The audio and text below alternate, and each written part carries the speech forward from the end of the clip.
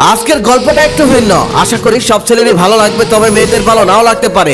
সব মেয়েদের বলতে শুনি ছেলেদের জীবনটা কত সুন্দর, আড্ডা দিতে পারে, ইচ্ছে মতো চলাফেরা করতে পারে, যা ইচ্ছা তাই করতে পারে, যেখানে ইচ্ছা সেখানে যেতে পারে, কোনো বাধা নিষেধ নেই। আর মেয়েদের বেলায় যত সব বাধা নিষেধ। আজ কিছু কথা বলি, তা শোনার পর হয়তো ছেলেদের সম্পর্কে মেয়েদের ধারণাটাই পাল্টে যাবে। স্বাধীনতা, আড্ডা, ঘোরাঘুরি এগুলো ছেলেদের জীবন নয়। ছেলেদের জীবন মানে হচ্ছে একটা সংগ্রাম, অনেক ত্যাগ। জন্মের পর থেকে ছেলেদের মাথায় প্রতিষ্ঠিত হওয়ার বীজ ঢুকিয়ে দেওয়া হয়। প্রতিষ্ঠিত না হতে পারলে ছেলেদের সমাজে কোনো মর্যাদা থাকে না। একটা বাবা তার মেয়েকে কখনোই অপ্রতিষ্ঠিত একটা ছেলের কাছে বিয়ে দেয় না। ছেলেরা পরীক্ষায় ফেল করলে তাদেরকে সংসারে হাল ধরতে হয়, আর মেয়েরা পরীক্ষায় ফেল করলে সহজ হিসাব, তাদেরকে বিয়ে দিয়ে দেওয়া হয়। আবার মেয়ে যদি সুন্দরী হয় তাহলে তো কোনো কথাই নেই, তাহলে তার জন্য প্রতিষ্ঠিত ছেলের অভাব পড়ে না। সরকারি কর্মকর্তা, ডক্টর, ইঞ্জিনিয়ার তার জন্য সিরিয়াল লেগে যায়। আর ছেলেদের ক্ষেত্রে সুন্দর হলো টাকা।